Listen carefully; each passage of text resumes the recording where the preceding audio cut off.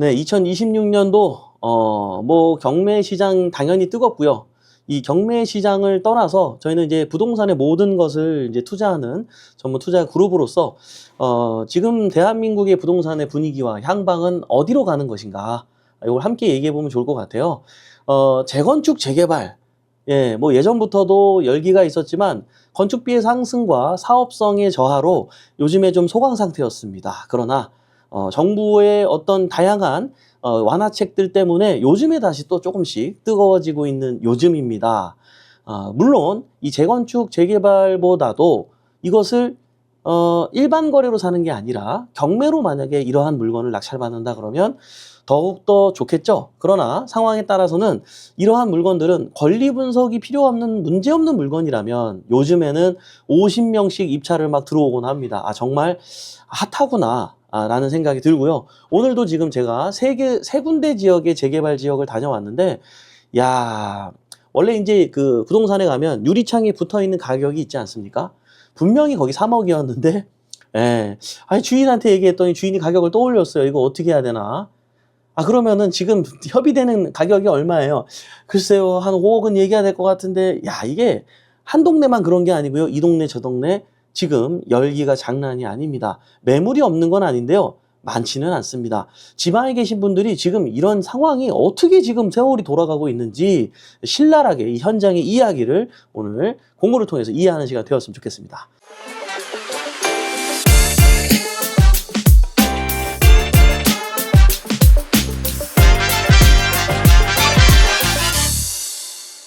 여러분, 그러면 이것부터 얘기를 해볼게요. 26년도 재건축이 좋을까요? 재개발이 좋을까요? 꼭 26년도만 얘기하는 건 아니고요.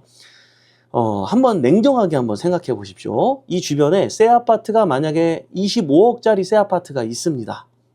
그러면 옆에 있는 아파트가 너무 오래돼서 이제 가운데 25억짜리 아파트가 있는 거예요. 그러면 이 옆에 있는 아파트가 오래됐어. 40년 됐어. 그래서 재건축을 하고 싶대. 예. 뭐 이런 상황이고요. 그리고 바로 요 오른쪽에 있는 이 빌라촌이 있어요. 이 빌라촌에 있는 사람들이 우리도 이 아파트처럼 재개발하자, 이런 상황이 벌어졌습니다. 어떤 게 승자일까요? 자, 한번 생각해 보십시오. 여기에 있는 이 40년 된 아파트는 매매 가격이 얼마일까요? 뭐 한 10억 정도 하겠죠. 그죠? 여기에 있는 빌라는 매매가가 얼마일까요? 뭐 4억 정도 하겠죠. 예를 들어서 얘기하는, 예를 들어서 빌라보다는 아파트 가격이 비싸잖아요. 이해되시죠? 자, 그러면 내가 아파트 갖고 있는 사람들이 재건축을 하게 되면 어떻게 되는 거죠? 추가 분담금 뭐 똑같이 뭐 한 4억 내겠죠. 그리고 얼마짜리가 되는 거예요? 25억짜리가 최소한, 가운데 있는 새 아파트처럼 최소한 25억은 되겠죠. 상황에 따라서 30억이 될 수도 있지만, 자, 그런데요, 빌라에 있는 건 어떨까요? 내가 살 때는 4억, 5억이었는데 추가 분담금 또 4, 5억 내긴 하겠죠. 그리고 나서 얼마짜리 아파트를 갖게 되는 거죠? 똑같이 아파트에 있는 것과 똑같이 최소 25억짜리 아파트를 갖게 되는 거죠. 지금 현재 처한 상황이 아파트냐 빌라냐의 차이인 거지, 이게 재건축이 되든 재개발이 되든 결국에는 얼마짜리가 되는 거예요? 똑같이 정점에서는 만난다는 거예요. 그러면 내가 이거를 개발되기 전에 기왕이면 저렴한 금액으로 매입하는 게 좋은 걸까요? 큰 금액이 들어있는 게 나을까요? 당연히 저렴한 비용으로 애초에 하나 사놓는 게 나중에는 훨씬 더 이익이 극대화되겠죠. 이해되시죠, 여러분? 그래서 단지 재건축이 좋냐, 재개발이 좋냐, 이렇게 질문하신다 그러면 당연히 수익적인 면에서는 재건축은 재개발을 따라갈 수가 없습니다. 물론 이 재건축하는 단지에 어떤 정부에서 어마어마한 혜택을 줘가지고 막 용적률을 막 몇백 프로 막 더 상향시켜줘서 혜택을 주고 막 이래가지고 추가 분담금도 낼 일이 없고 이러면 또 얘기가 다르죠. 저는 비슷한 어떤 조건의 상황에서 같은 동네에서 봤을 때를 얘기하는 겁니다. 이거는 참 다행이라고 생각이 들어요. 왜냐면 재개발, 재건축, 서울에 새 아파트를 갖고 싶은 사람들이 기왕이면 적은 돈으로 묶어두고 있다가 새 아파트로 변신되는 게 굉장히 좋은 일이라는 것이 다행이라는 거예요. 만약에 재건축이 더 이점이 많다 그러면 일단 재건축 오래된 아파트 살려고 그러면은 어떻습니까? 비싸잖아요. 예, 그래서 이게 조금 아쉬운데, 서울에 있는 새 아파트 나중에 10년 후가 됐든 뭐 5년 후가 됐든 상황에 따라서는 15년 후가 됐든 어쨌든 내가 새 아파트를 갖기 위해서는 그냥 빌라 하나 사두어도 될 수도 있구나. 생각보다는 큰 금액이 드는 건 아니구나. 그리고 얼마 전에 기억나요, 여러분? 작년이 아니네. 24년도에요. 서울 아파트 평균 가격이 14억 1천만 원이었어요. 지금 또 올랐어요. 서울 아파트 평균 가격이 올랐습니다, 여러분. 지금 현재 시장 상황을 이해하면서 이 이야기를 함께 들어보시기 바랍니다. 자, 재건축 재개발. 이 재개발에는 또 다양한 종류가 있는데요. 주택 정비용 재개발, 공공 재개발, 뭐 신속통합기획, 모아타운 뭐 이런 것들이 있는데 이제 요 관련해 좀 더 세부적으로 나눈 내용이 있으니까 그거 보시면서 말씀 나눠보도록 할게요. 자, 먼저 여러분 지금 재개발 패스트 트랙이라는 것이 작년 6월 4일에 개정이 돼가지고 또 시행이 됐습니다. 이 결론은 뭐예요? 좀 완화해 준다는 얘기예요. 근데 저는 그냥 이거 하나만 있는 게 아니라 그 이전에 이거보다 더 완화해주고 완화해주다가 여기까지 온 거예요. 근데 이런 또 완화책이 나오는 거예요. 왜? 아니 지정은 됐는데 으쌰으쌰 해가지고 공사가 진행이 돼야 되는데 사업비가 올라가지고 공사비가 올라가지고 아이고 부담이 돼가지고 본격적으로 또 시행이 안 되는 거예요. 그러다 보니까 정부 입장에서는 공급도 없고 아유 더 완화해 줄게요. 좀 제발 지세요. 계속 이런 상황이란 말이에요. 그래서 그 대표적인 것을 제가 하나 보여드린 거고요. 요거를 얘기하기 전에 이것도 나왔어요. 도심복합개발법이라는 것도 나왔어요. 여러분 알고 계셨나요? 이게 언제 도입됐냐면 민간도시복합사업 26년도 1월 19일 날 신규로 도입됐어요. 빨간색 이게 아니어도 그동안 우리가 재개발로 진행되는 사업이 종류가 이렇게 많았답니다. 근데 이렇게 많았는데도 불구하고 본격적으로 진행이 안 되는 곳들, 더 육성해야 되는 것들, 이런 사업을 더 완화책, 모아서 최고의 완화책이 나왔어요. 민간도심 복합사업 26년도 1월 19일 날 신규 도입이 됐습니다. 역세권 개발 시프트보다 한 단계 그레이드가 올라간 상품인데요. 이게 뭐냐면요. 성장 거점형 도시 주요 지역의 첨단 산업 같은 거 복합 개발로 해가지고 지역 거점을 육성한대요. 그러니까는 역 주변에 우리 기억나요? 저번에 그 서울시에서 발표한 자료 중에 더블 역세권 이상만 돼도 350m까지. 그렇지 않은 곳들은 뭐 200m, 뭐 250m 이렇게 해가지고 개발하게 해줬잖아요. 용적률 때 더 주겠다 그랬잖아요.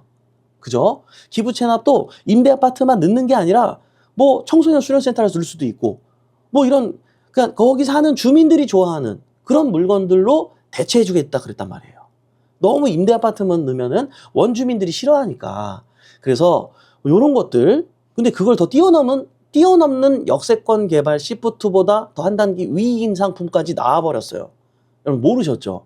자, 노후도가 상관이 없어요. 여러분 이거 아셨어요? 노후도가 상관이 없어요. 도심복합개발법이 지금. 역주변이면은 노후도랑 상관없이 혜택 줄게.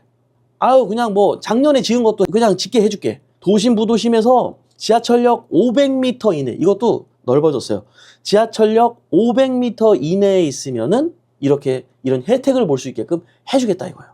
약간 어떻게 보면 우리가 예전에 여러분들 계속 강의 들어오셨던 분들은 아시겠지만 컴팩트 시티 아시죠? 모아가지고 그 중심을 기점으로, 그러니까 이미 이제 뭐 부산으로 따지면 영도 같은데 알죠, 여러분?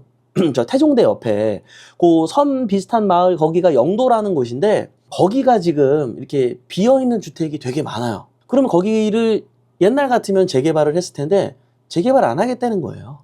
역을 중심으로 이루어진 어차피 부산의 인구가 계속 늘 건 아니기 때문에 버릴 곳은 우리가 버리고 살릴 곳은 제대로 뒤집어 엎어가지고 컴팩트하게 시티를 조성하자라는 계획입니다. 물론 지금 제가 이거 얘기하는 거는 이거 서울에 국한된 거예요. 여러분 또 부산은 지금 콜라보로 지금 오해하시고 착각하시면 안 됩니다. 이해되시죠? 네, 이런 것도 발표가 됐다라는 거예요. 이해되시죠? 야, 지금 이게 정부가 지금 이렇게 해도 저렇게 해도 안 지니까 지금 뭐 정말 갖갖 모든 방법을 동원하고 있다는 생각이 들어요, 여러분. 그러면 이 이야기인즉슨 앞으로 서울에 있는 빌라들의 가치가 점점 올라간다는 얘기예요? 떨어진다는 얘기예요? 제가 이거 몇 년 전부터 얘기했잖아요. 여러분, 허그가 사기 시작했습니다. 지금도 사고 있어요. LH에서도 이제는 사기 시작했습니다. 방송으로 여러분 제가 얘기했던 거 기억나시죠? 몇 년 전부터 얘기했잖아요. 그러면서 제가 뭐라 그랬어요? 얘네들이 이걸 왜 살까요? 지금이 최저점인 걸 아니까 사죠. 물론 명분은 좋았습니다. 주거의 어떤 건강한 삶을 제대로 누릴 수 없는 그런 분들을 위해서, 서민들을 위해서 혜택을 주기 위해서 많이 확보한다라고 했는데 그 어느 때보다도 제가 항상 얘기했잖아요. 빌라의 가격과 아파트의 가격이 너무나도 멀어져 있는 세상이라고. 여기 빌라의 현 가격에서 더 밑으로 내려갈 일이 없어요. 서울의 빌라 사정은 진짜 이렇고요. 와, 오늘 진짜 그 세 군데 갔거든요. 재개발지. 와, 장난 아니에요. 분명히 앞에 붙어 있는 거는 1억 5천인데 주인하고 얘기해 보면은 3억에도 안 하는데요. 지금 여러분 핫한 곳은 이렇게 핫하고요. 또 소강 상태인 곳은 소강 상태입니다. 그러면 핫한 곳을 사야 될까요? 소강 상태인 곳을 사야 될까요? 핫한 곳이 돈이 있어서 사면은 빨리 아파트로 받을 수 있어서 좋아서 사도 좋고, 내가 자금이 없으면 소강 상태에 있는 지역들도 이곳이 서울이라면, 그것도 역에서 500m 이내에 있는 곳이라면 여러분이 눈여겨볼 필요가 있다는 거예요. 이해되시나요? 이게 재개발과 관련해서 다양하게 혜택을 많이 주고는 있는데, 그걸 넘어서 역에 더 붙어있는 이런 것들은 훨씬 더 많은 혜택을 주잖아요. 뭐가 좋은 거예요? 비례율이라는 게 좋은 거고요. 더불어 비슷한 말이죠. 사업성이 좋기 때문에 그걸 보유하고 있는 지주들은 어떻게 돼요? 진짜 아파트로 변신했을 때 진짜 추가 분담금을 안 낼 확률도 있다라는 거예요. 근데 추가 분담금을 내더라도 나중에 훨씬 더 버니까 상관은 없는데, 지금 이렇게 흘러가고 있어? 이걸 이해하셨으면 좋겠어요. 자, 지금 그럼 어떤 것들이 있는지 잠깐 정리를 한번 해보면, 우리 이명박 정권 때 뉴타운, 뭐 다 재개발, 그냥 이름만 바꿔서 이제 사업의 어떤 방식이나 이런 게 조금씩만 다른 거지 거의 비슷한 맥락이라고 보시면 됩니다. 자, 그리고 신속통합. 예, 오세훈 시장이 들어와서 알죠? 아파트들이 하는 것들은 이제 다 재건축이라고 얘기를 하죠. 그리고 소규모 재개발들 뭐가 있죠? 가로주택 정비사업, 소규모 재개발, 모아주택, 모아타운. 예, 모아주택, 모아타운은 뭐예요? 모아주택은 소규모 단위로 하는 이 가로를 중심으로 뭐 열세대일 수도 있고, 요거끼리도 이제 주택을 이제 실행을 할 수 있게끔 해줬잖아요. 근데 이런 모아주택들이 모여서 모아타운을 형성하게도 해주고, 그러니까 서울시 입장에서는 주택 공급이 너무 안 되니까 이렇게 저렇게 요렇게 고렇게로 계속 밀어붙였던 거예요. 예.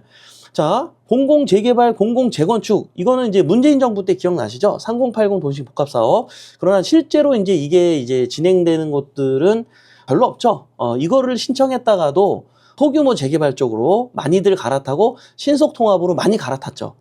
지금 분위기가 이래 왔다라는 사실 알고 계시고요. 자, 그리고 역세권 재개발과 관련해서 도시환경정비사업, 도시정비사업, 역세권 활성화, 역세권 시프트, 이런 이름 명목으로 몰랐죠? 이것도 세분화적으로 있었던 거. 이런 명목으로 이렇게 지원해준다, 저렇게 지원해준다, 막 이런 여러 가지 사업이 있었어요. 근데 한 단계 더 나가서 이제 뭐가 있다고? 민간도심 복합사업까지 나왔어요. 이게 지금 1월 19일 날 신규 도입된 거예요, 여러분. 아니, 지금 이것도 지금 선정은 됐는데 확정이 되면서 추진하는 곳들도 많지가 않은 요즘인데, 물론 지금 역세권 재개발이나 신속통합은 지금 진행되는 것들이 있어요. 제가 알기로는 역세권 재개발 같은 경우는 한 3군데 지금 진행되고 있고요. 신속통합 관련해서는 8군데 정도 진행이 되고 있어요. 서울에서. 여러분들 지금 우리도 그냥 뭐 선정했지 뭐 추진하는 건 없는 것 같은데, 내가 그 동네 안 가봐서 그래요. 핫한 곳들은 장난 아니에요, 지금. 그러면 봐봐요.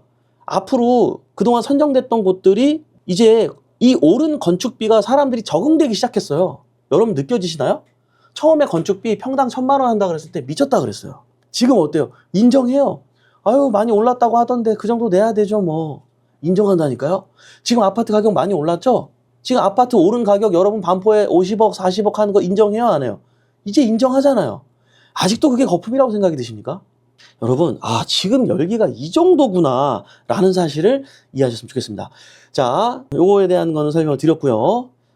이게 엠바고로 사실 어저께 1월 30날 부동산 종합대책 발표한다. 이재명 정부 부동산 종합대책 해가지고 요런 찌라시가 돌았습니다.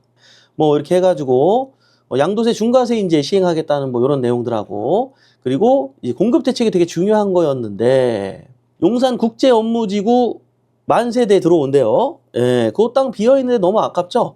그리고 3표 레미콘, 우리 탁재훈 형님의 아버님 땅이죠.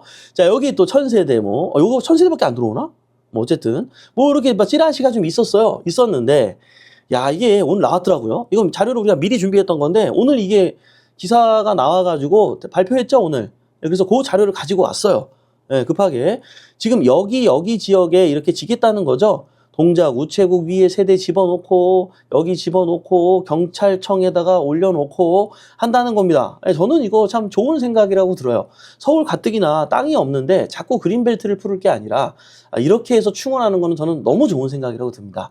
자, 그러면 여기 나왔어요. 동작 우체국에 30호 더 집어넣을 거고 구로지원센터에는 437호 뭐 이런 식으로 수원 서둔동에 광명세무소에 238호 이런 식으로 지금 어디에 몇 호를 지을 건지 아주 구체적으로 잘 해준 것 같아요. 자, 근데요, 여기서 문제입니다. 이거 다 합쳐봐야 몇만 호예요? 그냥 몇만 호예요. 그리고 이거를 지금 바로 6개월 있다가 지어지는 건가요?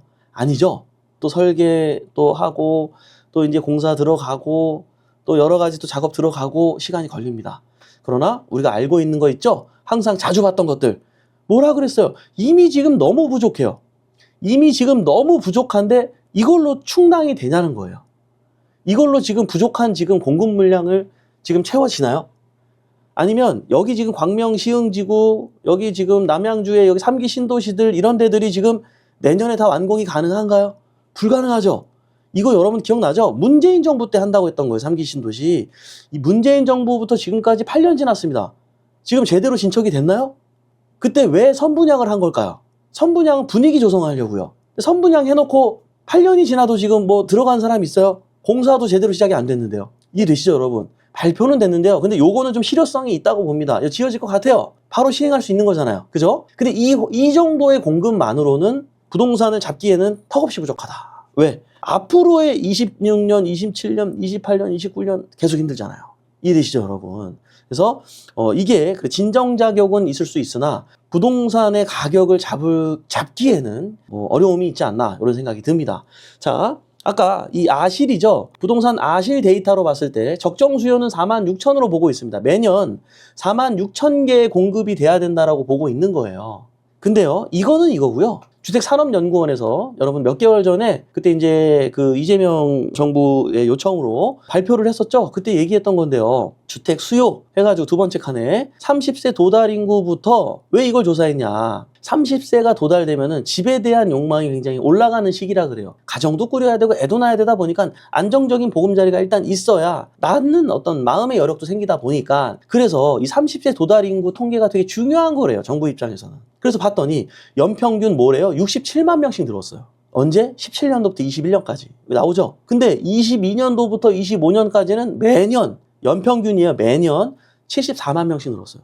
사실 이 몇만 호 공급으로 해결이 되나요? 근데 결혼 건수요? 19만 2천에서 19만 4천, 22만 2천, 지금 23만. 여러분, 이혼도 아주 많이 하는데요. 결혼도 이렇게 점점 많이 하고 있습니다. 아주 좋은 거예요. 근데 부동산 입장에서는 여러분 슬픈 얘기해서 죄송한데 50%가 이혼을 한다고 합니다. 그러면 같이 살다가 이혼하면 같이 사나요? 벌써 한 세대를 더 늘리는 상황이 벌어지죠. 여러분, 대한민국의 저는 현실을 얘기하는 거예요. 여기는 이혼 건수에 대해서는 발표한 자료가 없어요.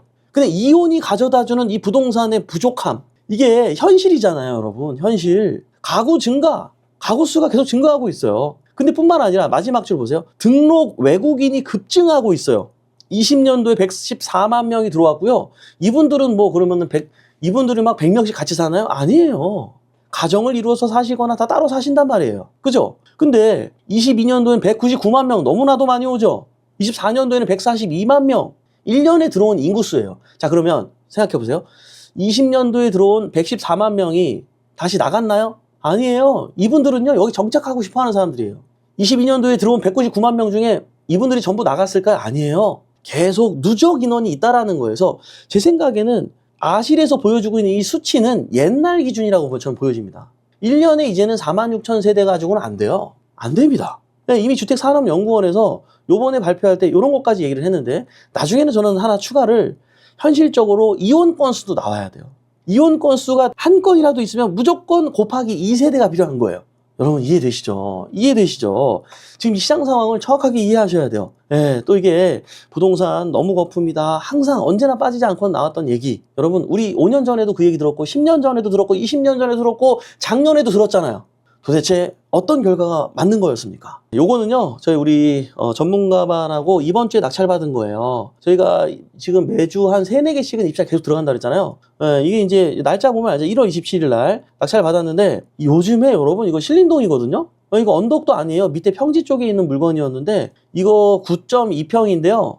9.02평인데 그 서비스 면적을 확장을 되게 잘 해놔가지고 실제로는 12평, 13평 정도 돼 보이더라고요. 네, 근데 이게 저 얼마 받았는지 알아요? 3명 입찰, 이거 권리 문제 없는 거예요? 막 권리 분석 때문에 이렇게 유찰된 게 아니에요. 권리 하나도 문제가 없는 물건이었어요. 근데 3명밖에 안 들어왔고요. 이거 1억 9,382만 원에 낙찰받았어요, 여러분. 지금요, 여러분, 서울에 지금 주워 가셔야 돼요. 이거 지금 금매로 팔아도 2억 5천에 팔 수 있대요. 아니, 어떤 부동산에서는 2억 7천에 좀 뭐 빨리 팔아야 되시면 2억 7천에 팔아드릴 수 있어요 라고 얘기했단 말이에요. 중요한 거는 급매가 2억 5천이고 2억 7천에 팔 수 있다니까요. 근데 지금 우리 얼마에 받았어요? 1억 9,300. 이동도 1억 8천밖에 안 썼어요. 여러분 지금 보실래요? 지금 어느 정도 상황이냐면 지금 인근 매각사래요. 1월 달에, 이거 다 전부 다 1월 달에 낙찰된 거거든요. 27일, 21일.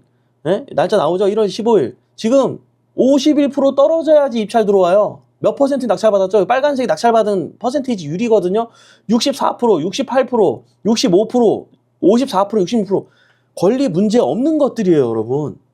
여러분 지금 제발 지방 그만하세요. 지방 그만하세요. 서울 주술 때야, 지금 주술 때야. 그럼 누군가는 이렇게 얘기를 합니다. 에이, 저도 그거 조사해 봤어요. 요즘에 그 10.15 대책 이후에 거래도 안 된다던데. 이재명 정부에서도 어저께 그냥 다마 그 부동산 저기 대책 얘기할 때 거기서 나와가지고 얘기하시던데요. 그저께인가요? 아, 이거 절대로 이거 확실히 잡을 거니까 이거 부동산 잡힌다고 안 된다고. 거래도 안 되고 부동산 중개사님한테 물어보니까 거래도 안 된다던데요. 근데요, 여러분, 저는 팩트만 가지고 얘기합니다. 국토부 실거래가 1월달 이 동네 거래량이에요. 주소 다 나오죠, 여기. 예. 정보 공개되어 있는 거니까 그냥 저는 그냥 정보에 따온 것밖에 없습니다. 1월 달에 벌써 여기서부터 여기까지 1월 1일, 1월 2일, 28일까지 거래량이 이게 빌라만. 예. 예? 뭐 새 것만 거래된 건, 이 봐봐요. 여기 건축년도 나오죠? 2002년식, 17년식, 14년식, 90년식, 91년식, 뭐 다 거래되고 있어요. 거래 금액 얼마야? 2억 7,500에도 거래되고, 2억 1,000에도 거래되고, 여기 나오죠? 4억 5천에도 거래되고, 3억에도 1억 8천에도 거래되고, 거래되잖아요. 되죠? 근데 여러분 조심하셔야 되는 게 있어요. 저도 느끼는 게 뭐냐면, 이제 중개업소에 이제 조사하러 가잖아요. 그 동네에서 이 정도 거래건이 있잖아요. 이 정도 거래건이 있으면, 보통 한두 부동산에서 거래를 많이 일으키고요. 나머지 부동산은 거래를 잘 못해요. 그러면 이 동네는 그래도 거래되는 동네니까 거래가 된다라고 얘기를 해야 되는데, 내가 이번 달에 거래 건수가 없으면 아유 이 동네 거래 안 돼요라고 얘기를 해버려요. 그러면 초보자인 여러분 입장에서 만약 조사하러 갔다가 요즘에 거래가 안 되는구나 이러고 조사를 안 해버려. 아니에요. 원래 이런 거 있어요. 우리 젊은 친구들도 마찬가지예요. 막 뭐 일자리도 자주 못 구하고 막 너무 힘들어. 그럼 뭐라 그래요? 헬조선이라 그래. 제발 한국을 떠나야 된다고. 근데 막 능력도 있고 막 돈도 한 달에 막 몇백씩, 1,000만 원씩 벌고 막 능력 있는 친구들 뭐라 그래요? 대한민국 이 기회에 딱 너무 감사하다 그래요. 세상을 내 기준으로 얘기한다라는 거예요. 여러분들이 반드시 시세조사할 때 이 부분을 간과하지 말고 반드시 팩트 체크하시기 바랍니다. 여러분 보세요. 1월 달에 거래량이 이렇게 많은데요. 이게 중요한 게 아니라 여러분 이 실거래가 언제 며칠 안에 신고해야 돼요? 30일 안에 신고해야 되죠. 30일 안에 신고해야 돼요. 그러면 아직 1월 달에 거래되는 게 100% 신고가 안 들어왔어요. 이거 100% 신고 들어오면 제가 그래서 궁금해서 봤어요. 10.15 대책 이후에 빌라 거래량 봤어요. 12월 달에는요. 신림동에서만 60 몇 건이 거래됐어요. 그럼 1월 달 거래량도 60 몇 건 될까요? 안 될까요? 지금 벌써 40건인데? 30건인데? 된다니까요? 30일 안에 아직 신고 안 된 게 너무 많아요. 지금 정부의 규제와 대출의 규제와 이런 모든 것들은 비싼 아파트에 국한된 내용들이지 이런 건 상관이 없다. 예? 여러분 이렇게 지금 시장 상황이 이렇게 돌아간다고? 서울에 있는 물건들이 지금 이렇다고? 이 정도의 낙찰이 되고 있다고? 여러분들 이런 거를 팩트 체크하는 시간 되었으면 좋겠고요. 그리고 그 와중에 이렇게 재개발 이슈가 없는 동네의 물건과 있는 동네의 물건 이런 것들도 함께 여러분들 관심을 가지면서 볼 필요가 있어요. 왜냐하면 지금 또 자양동체 또 갔다 왔거든요. 우리 저기 지금 오늘 방송에 오셨는지 모르겠어요. 우리 회원님이 5억 8천에 그 동네 빌라를 산 게 있어요. 4동은 아니고 그 신속통합기 그쪽 한강변에서 거기 말고 옆에 모아타운 쪽인데 그거 지금 8억이에요. 이게 불과 2달 전에 샀어요. 여러분 서울은요 지금 이렇게 지금 막 심장 뛰는 시간을 보내고 있다는 걸 여러분 반드시 이해하시고 반드시 이해하시고 지금 이 기회 놓치지 마세요. 여러분 기억나죠? 제가 내방역 놓치지 말라 그랬잖아요. 저 회원님 중에도 그래서 경매로 낙찰 받으신 분도 있지만 일반 거래로도 많이 샀어요. 그때 그 반지하 3룸 인테리어 완전히 돼 있는 거 전세 2억에 맞춰놓고 3억에 샀거든요. 그거 6억 됐어요. 저 작년 얘기하는 거예요.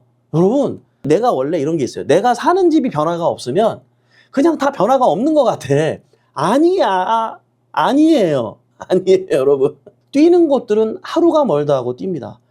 그래서 지금 이 부동산 현장의 분위기를 여러분한테 그대로 제가 전달해 드리려고 오늘 우리 전문가반하고 갔다 왔어요. 제가 지금 한 1시간 전에 도착해가지고 정리해가지고 여러분들하고 지금 이제 방송하고 있는 거예요. 제발 마지막 기회라고 저는 봅니다. 앞으로 2년, 3년이 저는 마지막 기회라고 봐요. 대한민국에, 그것도 서울에, 대한민국에 있는 주택은 누가 결정해요? 엄마가 결정해? 아빠가 결정해? 엄마가 결정하죠. 대한민국의 저 부산, 저 광주 어디 누가 살든 간에 대한민국의 엄마는 서울의 새 아파트를 가장 좋아합니다. 이 진리는 10년 후에도 20년 후에도 변할 수가 없는 숙제이기 때문에 서울에 아직 남아있는 빌라는 뭐다? 아파트가 될 자원이다. 더 비싸지기 전에 아파트 매가를 따라 올라가기 전에 이미 따라 올라간 지역 많습니다.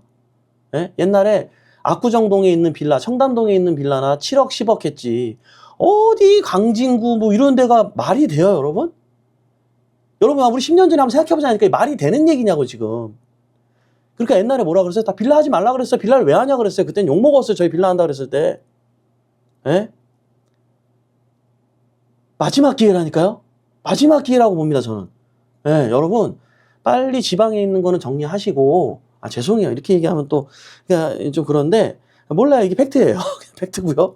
예, 특히 지방에 있는 분들이 관심을 갖고 오셨으면 좋겠고, 제가 그러면 어느 지역에 무엇을 사야 되는지는 그런 자세한 얘기는 안 했는데, 그거는요, 작은 별로 어디를 보면 좋을지, 이런 특강을 마련했습니다. 예. 요거는 우리 베프 옥션 식구들과 외부 식구들도 함께 신청할 수 있는 특강 시간을 마련했는데요. 요거는 2월 8일입니다. 예, 2월 8일 날 일요일이고요. 오후 2시에 진행을 할 겁니다. 그리고 우리 베프 옥션 사무실에서 우선은 오프라인으로 선착순으로만 진행을 할 건데, 일단 선착순 접수하는 인원에 대해서 모르겠어요. 일단 회의를 해보고 나중에 추후 제대로 다시 공지할 거니까 요거를 준비했으니까 관심 있는, 특히 이제 지방에 있는 여러분들의 많은 신청 바라고요.